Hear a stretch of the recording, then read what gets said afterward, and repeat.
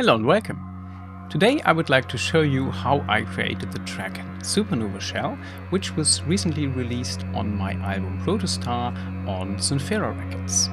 Let's have a look at the track and listen to it first so that you know what I'm talking about.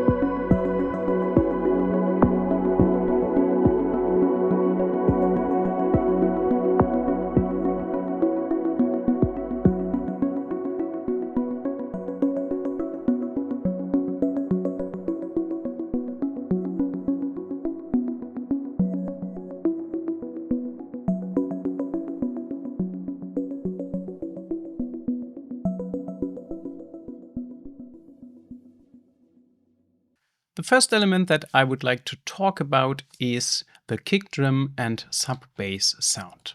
I created it using Repro 1 and it sounds like this.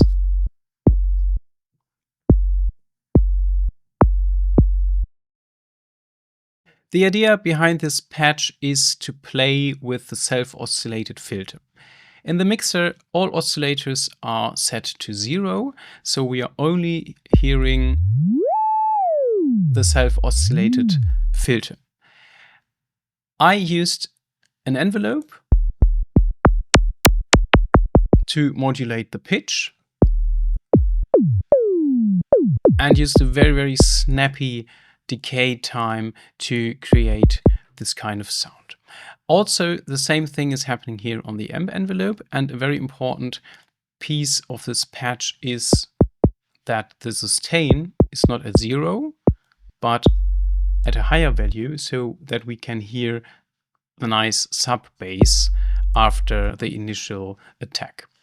Then I modulate the intensity of the envelope amount with the key follow, which means that higher notes on the keyboard create a higher sound. Basically what's happening is that this parameter here is modulated depending on the pitch of the key. Then there is a MIDI clip in which I'm using 3 different octaves. So this is the first octave, and 2 octaves higher I have this additional note. So this is the sound. Of course, you need to do some tuning. This whole track is in F sharp, so it's important to tune the cutoff frequency exactly to the root note. Otherwise, it will sound very dissonant and strange. There's nothing else going on with that sound. The EQ8 was just here to show me what's going on. And this here is just a low-cut filter for a break in a later part of the track. The next element in my drums and percussion section is coming from the drum rack. And without all the effects, it's very simple. It's just a sample which is something from an 808. I can't really recall what it is. And after that, I use something which is similar to a bit crusher. You could just use any other bit crusher as well. And then we have a plugin which is kind of doing the same thing as beat repeat in Ableton. It does some repeating stuff, reverse stuff, changing of the pitch. And also note that I set it to a 14-step loop. So with the 16-step loop of the actual MIDI clip and the 14-step loop of this randomizer, I get an interesting shift, and yeah, it saves some time to program all this in detail if you just have this permutation of different length. After that, there is a little delay and also a little reverb happening. And in the later part of the track, I have another sound, which is just a hi-hat sound happening here on the 3rd bar. It's a very simple thing. And with the kick drum and bass, it adds up nicely, I think.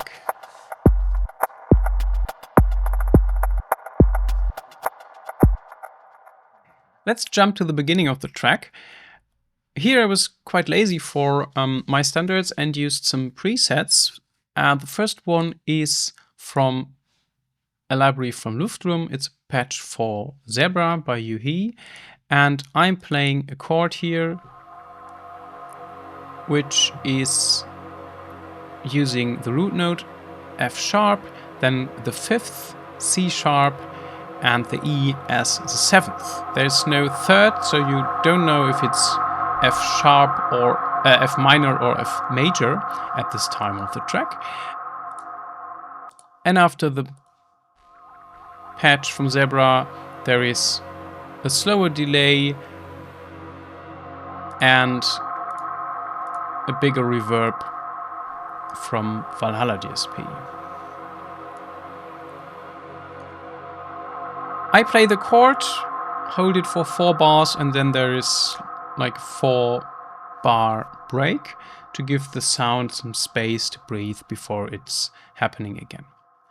On the next channel, I have complementary sound also from Zebra, and this one is playing a very low note, also an F sharp. And then there is another in a higher range. Again, stretched a lot with this delay and that reverb. Without, it's rather flat.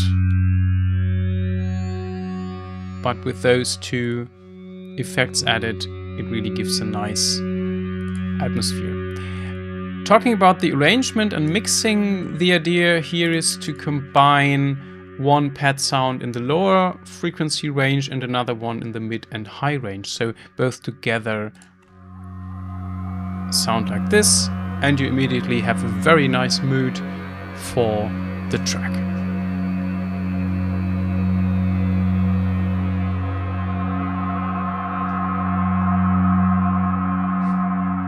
After a while, I introduced the first sequence into that track.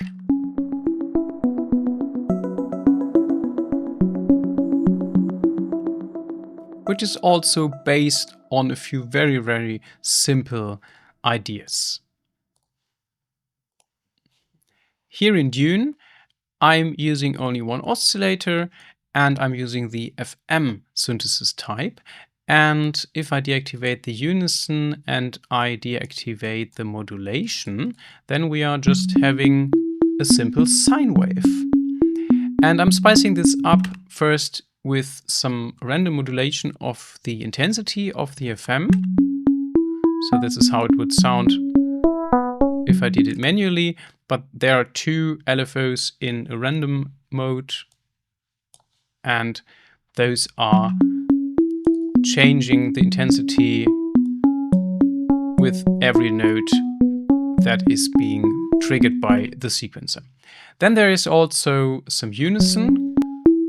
Not too much, of course, but it adds some nice depth to the stereo field, and then the envelope is rather plucky, short decay, but it's not cut off completely. Instead, it runs into a longer release,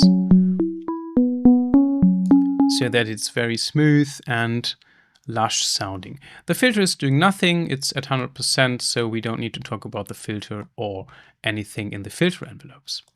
After that, I am adding random sparkles by fragments from Arturia. This plugin generates little repeating notes in a higher octave. It's all synced to the clock, which makes it very rhythmically and kind of interesting to listen to, in my opinion. After that, you guessed it, we have another delay and another reverb, all on the inserts. I recently learned when I watched another video about how to make my music that it's quite uncommon to use inserts, but I use inserts, so yeah. These are the effects here on that channel. After a while, there is the main pad coming in, and this is also a preset from Luftroom. It also is based, I think, around sawtooths and sine waves with a lot of unison. And what I played here is a chord, which we already know. It's our F sharp, B, C sharp, and E chord.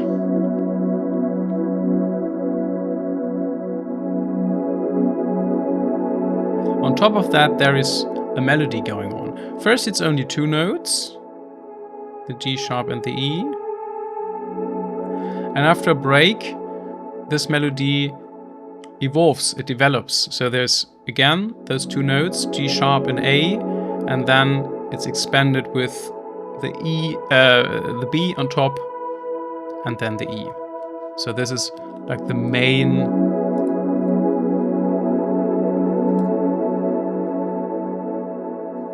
pad here in this one.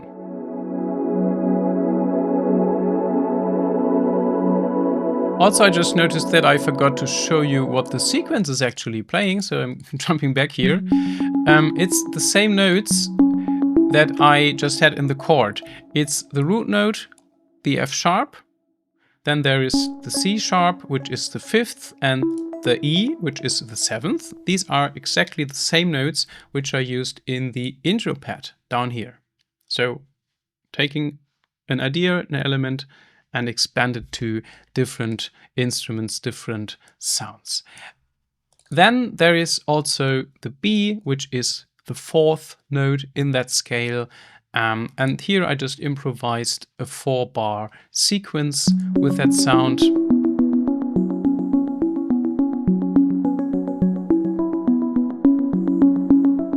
And with all the random modulations of that Arturia plugin, I think it's interesting to listen to for a longer time. So that was a lot of sound design. Let's talk a little bit about the arrangement and the ideas that I had here.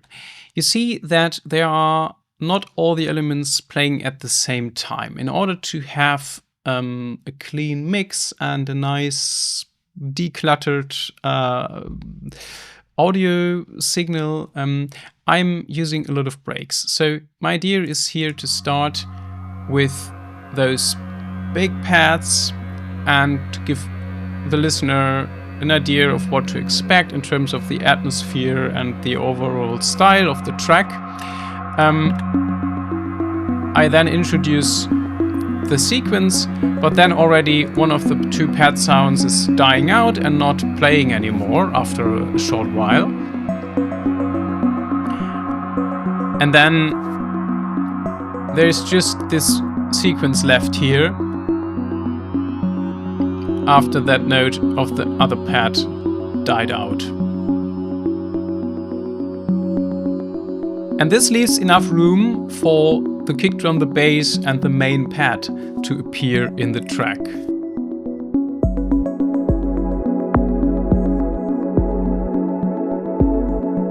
And it would sound very muddy and too much information going on if I had those 2 pads playing here as well.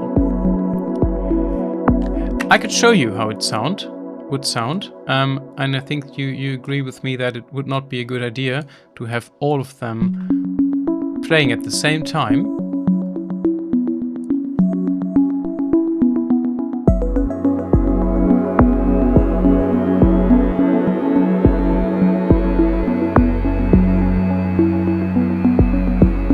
You would barely notice that there is another sound introduced into the mix, and you have all that information that are not really relevant here in this situation. So instead I declutter everything here and I just have the percussion, the sine wave sequence, and the new pad sound.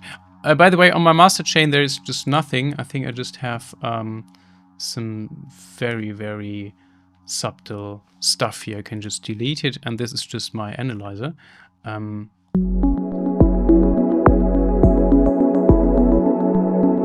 Yeah. So most of the mixing is happening in the arrangement by carefully selecting which sounds are playing when. Of course, by creating the sounds or selecting the right presets and working with the delay and reverb effects so that it all fits together nicely.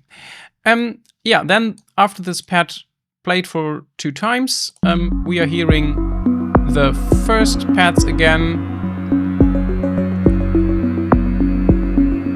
This time with the kick drum and the bass.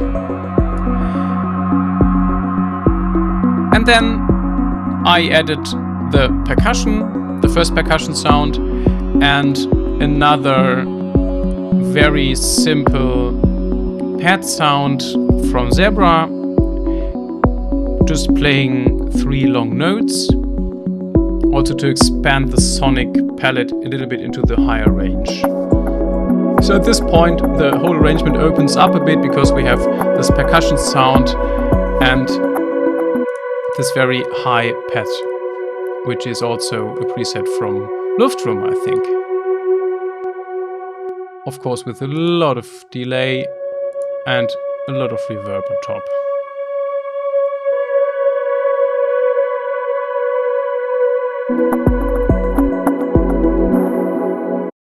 All the other pads are silent again, except for the main pad and this new high sound. After a while, I slowly blend in another sequencer sound. This one is also a preset by Luftroom, but it's explained very quickly. It's based on a sawtooth. Why do we... So this is the sawtooth with some unison. Not too much. It's not a trance album. It should be very subtle here in Dune. And then we have a very snappy and short envelope on the filter and also a short envelope on the amp. And this is all it. So this is a very basic patch which can easily be recreated in any other synthesizer. Of course, I'm again using this little plugin which gives me, some random repeats of this one and the usual combination of delay and reverb. In the pattern itself, it's nothing too interesting. It's a 3-bar pattern. I used not 4 but 3 bars to have some permutations, and the notes are already there. There's my F sharp and C sharp, root note 5th, the 7th and the 4th. And throughout this track I'm playing with the filter frequency.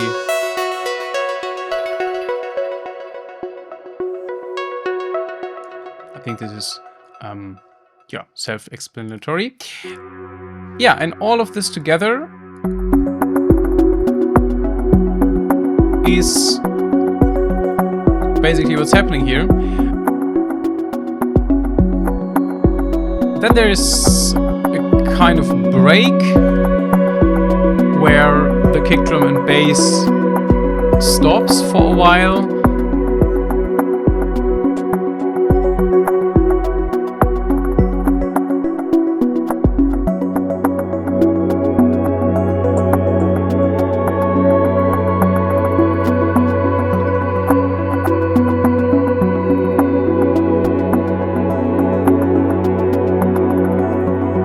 And at the very end of that track, I used my high-pass filter on the kick drum before the kick drum and the bass are back in business. And at the very end of the track, I also activated this chain again with the high-pass filter.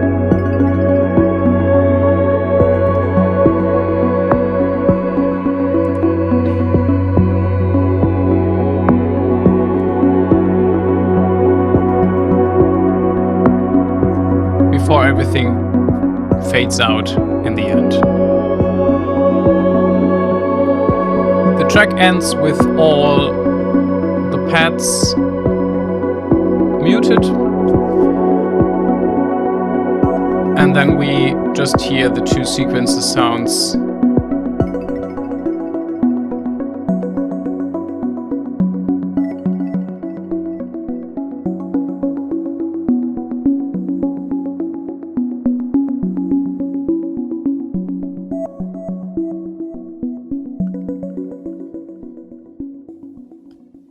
and then the track is done.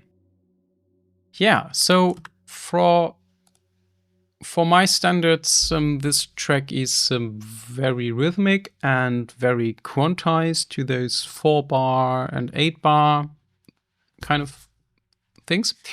But I think those elements work together very well, and I hope that I was able to show you the idea behind the arrangement, the idea behind the selection of sounds, and how I put everything together to make this track. Yeah, so this is it for today. Thanks a lot for watching. If you liked this video, I never said this before, but it would really be a nice thing if you could subscribe to my channel if you didn't already do that.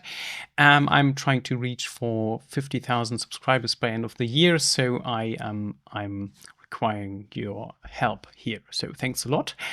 See you next time and have a good day.